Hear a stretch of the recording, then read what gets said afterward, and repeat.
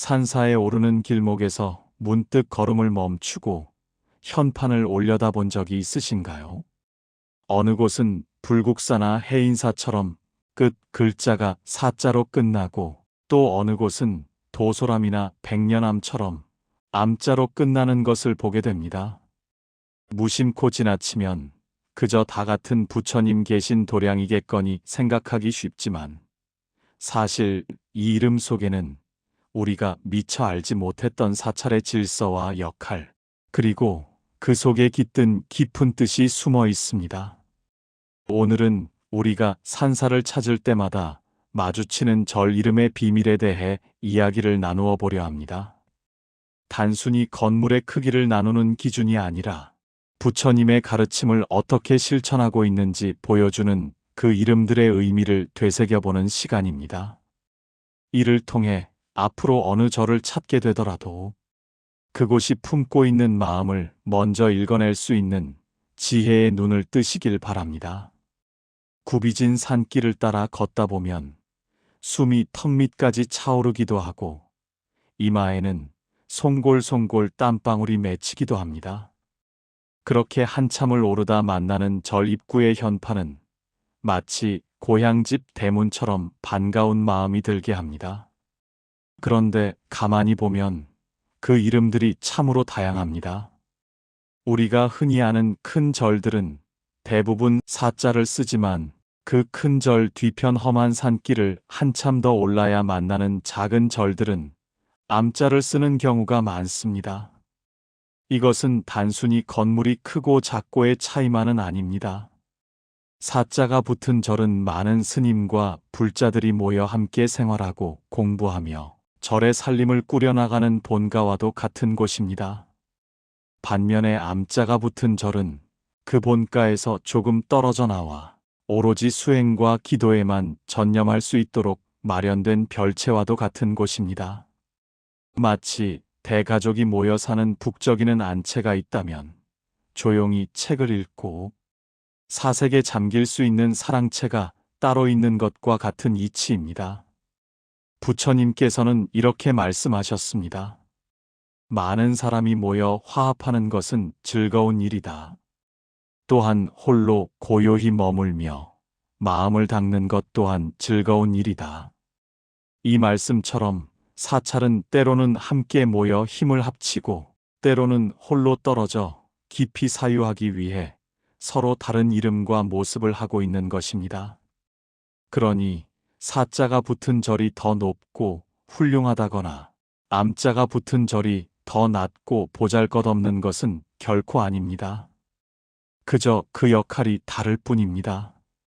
먼저 우리에게 가장 익숙한 이름인 사자가 붙은 절에 대해 조금 더 깊이 알아보겠습니다.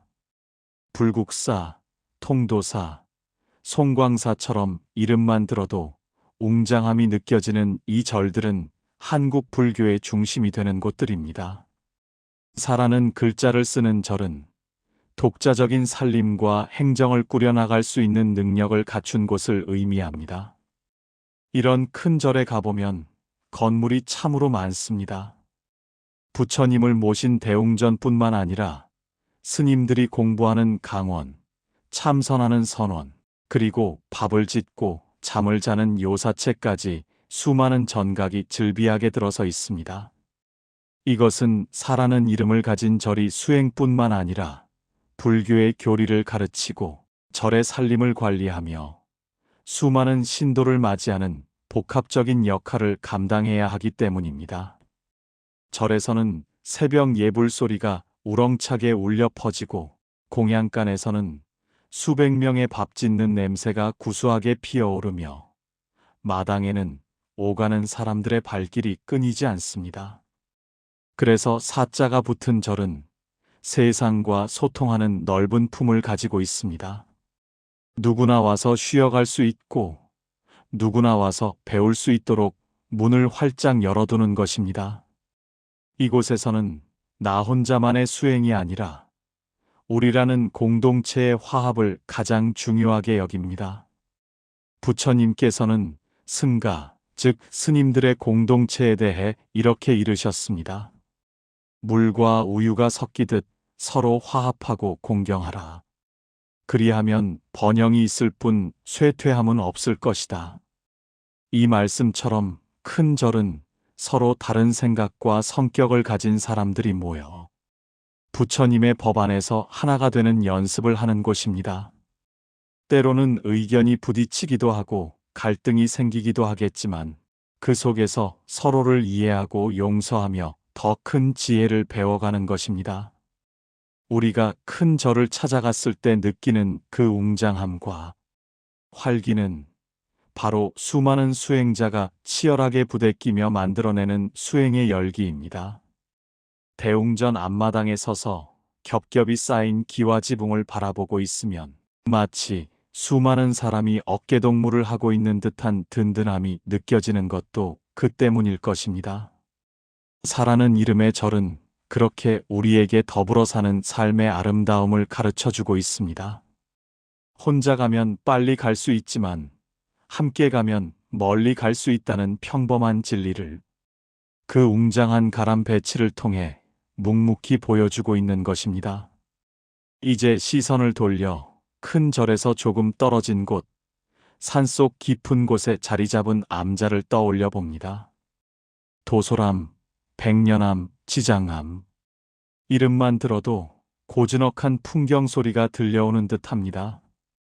암자가 붙은 절은 앞서 말씀드린 큰 절인사에 소속된 작은 절을 뜻합니다. 행정이나 살림은 본절인사에 의지하고 이곳에 머무는 스님들은 오로지 수행에만 전념하는 경우가 많습니다. 보통 암자는 큰 절보다 더 높고 깊은 산 속에 자리 잡고 있습니다. 굳이 그 험한 길을 올라가야만 만날 수 있는 곳에 둥지를 튼 이유는 무엇일까요? 그것은 세속의 번잡함에서 벗어나 오롯이 나 자신과 마주하기 위함입니다. 편안하고 쉬운 길을 두고 가파른 돌계단을 오르는 수고로움을 감수하는 것, 그것이 바로 수행의 시작이기 때문입니다. 암자에 가면 큰 절과는 사뭇 다른 공기가 흐릅니다. 웅장한 건물 대신 소박한 법당 하나와 스님이 머무시는 작은 방 한 칸이 전부인 경우가 많습니다. 마당에는 잡초 하나 없이 정갈하게 비질이 되어 있고 처마 끝에 매달린 풍경만이 바람이 불 때마다 은은한 소리를 낼 뿐입니다. 이곳에서는 큰 목소리로 떠드는 사람도 없고 바쁘게 뛰어다니는 사람도 없습니다. 들리는 것은 오직 바람소리, 물소리, 그리고 내 마음의 소리뿐입니다. 때로는 큰 절의 주지 스님을 지내셨던 큰 스님들께서 모든 직함을 내려놓고 작은 암자로 거처를 옮기시는 모습을 볼 수 있습니다. 평생을 봉사하시다 이제는 모든 짐을 내려놓고 수행자 본연의 모습으로 돌아가시는 것입니다.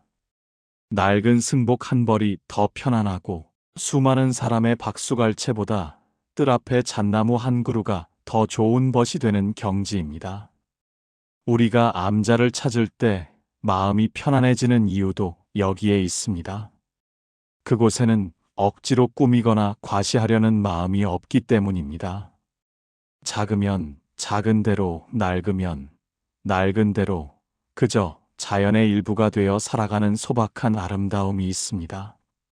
좁은 암자 마루에 걸터 앉아 산 아래를 내려다보면 아등바등 살았던 세상사가 참으로 더덥게 느껴지기도 합니다. 그리고 내 마음 속에 꽉 차 있던 욕심과 걱정들이 스르르 녹아내리는 것을 경험하게 됩니다. 암자는 그렇게 우리에게 비움의 미학을 가르쳐 줍니다. 가득 채우려고만 했던 삶에서 비워낼수록 더 충만해지는 역설적인 진리를 깨닫게 해주는 곳입니다. 혹시 지금 삶이 너무 복잡하고 시끄럽게 느껴지시나요? 그렇다면 이번 주말에는 화려하고 큰 절보다는 산길 끝에 숨어 있는 작은 암자를 찾아가 보시는 것은 어떨까요? 그곳에서 만나는 고요함이 여러분의 지친 마음에 따뜻한 위로가 되어줄 것입니다. 큰 절이 아버지의 등처럼 든든하다면 작은 암자는 어머니의 품처럼 포근하고 아늑합니다. 그 품에 안겨 잠시 쉬어가셔도 좋습니다. 그런데 요즘은 산이 아닌 도심 한복판이나 주택가에서도 낯선 이름의 절들을 종종 마주하게 됩니다. 바로 정사나 선원이라는 이름이 붙은 곳들입니다. 혹시 길을 가다 이런 간판을 보시고 이게 절이 맞나 하고 고개를 갸웃하신 적은 없으신지요? 그저 평범한 건물 안에 들어와 있는 경우도 많으니 말입니다. 하지만 이곳들 역시 시대의 흐름에 맞춰 우리 곁으로 더 가까이 다가온 부처님의 소중한 도량들입니다.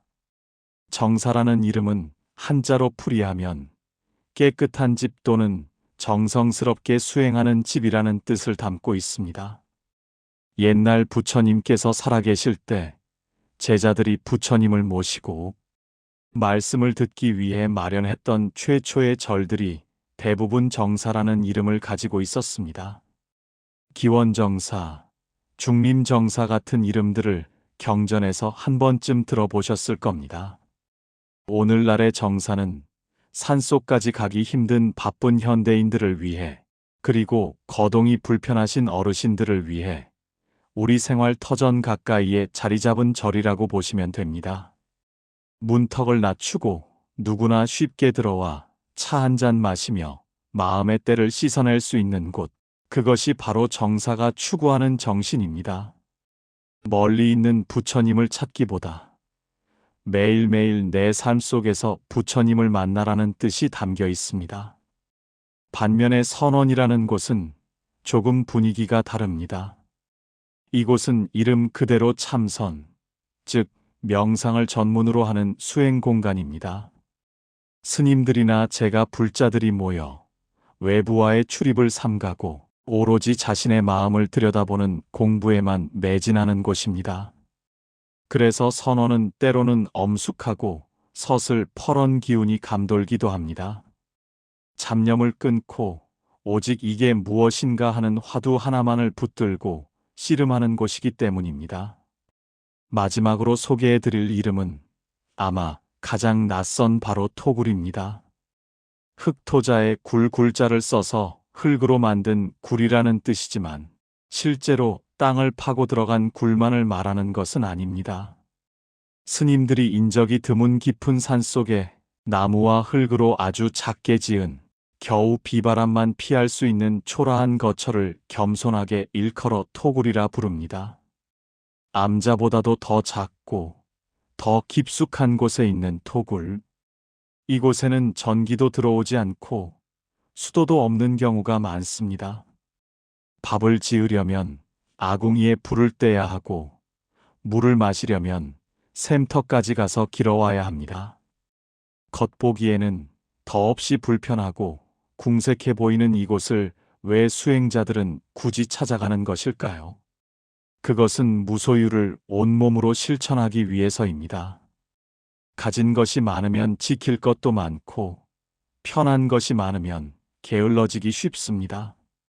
토굴에서의 삶은 내가 가진 모든 것을 내려놓는 연습입니다.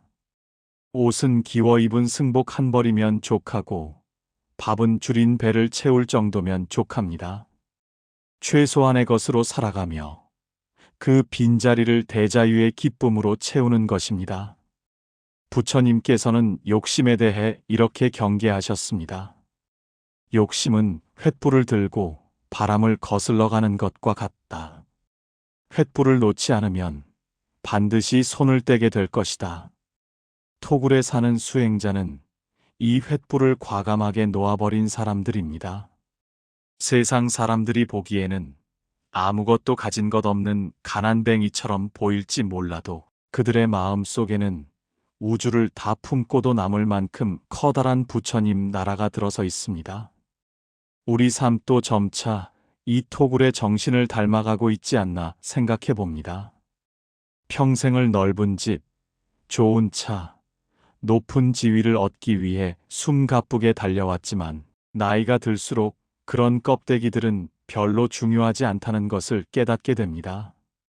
집안에 쌓여있던 묵은 짐들을 하나둘 정리하고 복잡했던 인간관계도 담백하게 비워내는 과정. 그것은 초라해지는 것이 아니라 삶의 군더더기를 걷어내고 본질만 남기는 고귀한 작업입니다. 몸은 비록 작고 낡은 집에 머물지라도 욕심을 내려놓은 마음만은 그 어느 때보다 가볍고 자유로운 상태. 그것이 바로 우리가 지향해야 할 인생의 토굴이 아닐까 싶습니다.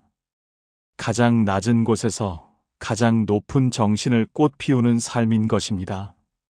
지금까지 우리는 사, 암, 정사, 선원, 그리고 토굴에 이르기까지 절의 다양한 이름과 그 속에 담긴 의미를 살펴보았습니다. 그 이름은 저마다 다르고 건물의 크기도 다르고 그곳에 머무는 사람들의 모습도 제각각입니다. 하지만 이 모든 곳을 관통하는 하나의 공통점이 있습니다. 바로 부처님의 가르침을 따라 참된 나를 찾는다는 목적입니다. 불국사 같은 대찰에 있든 이름 없는 산속의 작은 토굴에 있든 그곳이 부처님의 도량이 되는 조건은 건물의 화려함에 있지 않습니다. 그곳에 머무는 사람의 마음가짐에 달려 있습니다. 아무리 웅장한 대웅전을 지어놓았다 해도 그 안에 욕심과 미움이 가득하다면 그곳은 더 이상 절이 아닙니다.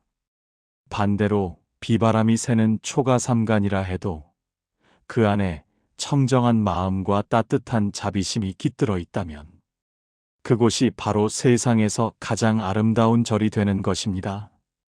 이것은 우리 인생사도 마찬가지입니다. 우리는 흔히 내가 돈이 좀 더 많았더라면, 내가 좀 더 큰 집에 살았더라면 하고 아쉬워할 때가 있습니다. 현재의 내 모습이 초라해 보여 남들과 비교하며 주눅이 들기도 합니다. 마치 큰 절인 사가 되지 못하고 작은 암자로 남은 것을 한탄하는 것처럼 말입니다. 하지만 여러분, 부처님께서는 분명히 말씀하셨습니다. 마음은 모든 것을 만들고 다스린다. 마음이 청정하면 즐거움이 그를 따른다. 마치 그림자처럼 떠나지 않는다. 중요한 것은 내가 지금 어디에 있느냐가 아니라 어떤 마음으로 있느냐입니다. 여러분이 계신 그곳, 여러분의 가정이, 여러분의 방 한 칸이 바로 세상에서 하나뿐인 소중한 법당입니다. 아침에 눈을 뜨며 살아있음에 감사하는 마음을 낸다면 그 침실이 바로 대웅전입니다. 가족을 위해 정성껏 밥상을 차린다면 그 부엌이 바로 공양간입니다. 홀로 조용히 차를 마시며 마음을 차분히 가라앉힌다면 그 거실이 바로 선원입니다. 절은 산속에만 있는 것이 아닙니다. 자비롭고 지혜로운 마음을 쓰는 그 순간 여러분이 서 있는 그 자리가 바로 거룩한 성지가 됩니다. 이제 산사에 가셔서 현판을 보게 된다면 그 이름에 얽매이지 마십시오. 아, 이곳은 사니까 큰 곳이구나. 이곳은 암이니까 작은 곳이구나 하는 분별심 대신 그저 이곳 또한 부처님의 향기가 머무는 곳이구나 하고 바라봐 주십시오.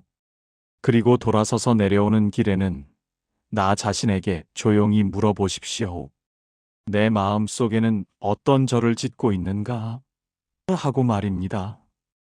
바라건대 여러분의 마음 속에 지어진 절이 세상의 비바람에도 끄떡없는 튼튼한 기둥과 따뜻한 온기로 가득 채워지기를 바랍니다. 그래서 그 누구라도 와서 편안히 쉴 수 있는 넉넉한 품이 되시기를 간절히 축원합니다. 오늘 우리는 사찰의 이름 뒤에 숨겨진 흥미로운 이야기들을 함께 나누어 보았습니다. 수많은 대중이 어우러지는 큰 절사의 화합 정신, 홀로 깊은 내면을 만나는 작은 절암의 고독한 수행, 이웃과 함께 호흡하는 정사의 친근함, 치열하게 자신을 닦는 선원의 정진, 그리고 욕심을 비우고 자연으로 돌아가는 토굴의 무소유까지 이 모든 것이 불교가 가진 다양한 얼굴이자 동시에 우리가 일생을 통해 겪어내는 삶의 여러 단계와도 닮아 있었습니다. 젊은 날 우리는 사처럼 북적이며 치열하게 살았고, 이제는 암이나 토굴처럼 조금은 조용하고 소박한 삶의 여유를 즐길 자격이 충분합니다. 지금 여러분의 삶이 조금 외롭거나 쓸쓸하게 느껴지신다면 그것을 초라함이라 생각지 마시고 나를 만나는 귀한 시간이라 여겨주십시오. 여러분은 지금 인생이라는 거대한 산맥에서 가장 고요하고 아름다운 암자에 머물고 계신 것입니다. 그 고요함 속에서 맑은 차 한 잔의 향기처럼 그윽한 노년의 지혜를 길어 올리시길 바랍니다. 오늘 들려드린 이야기로 산사를 찾는 즐거움이 하나 더 늘어나셨기를, 그리고 여러분의 마음 속에도 근사한 절 한 채 짓는 계기가 되셨기를 바랍니다. 여러분의 하루하루가 날마다 좋은 날이 되기를 부처님 전에 두 손 모아 기원합니다. 오늘 전해드린 사찰 이름에 담긴 삶의 지혜가 마음에 와닿으셨다면 구독과 좋아요를 눌러주세요. 여러분이 머무는 그곳이 바로 부처님의 도량입니다. 긴 시간 함께 해주셔서 고맙습니다.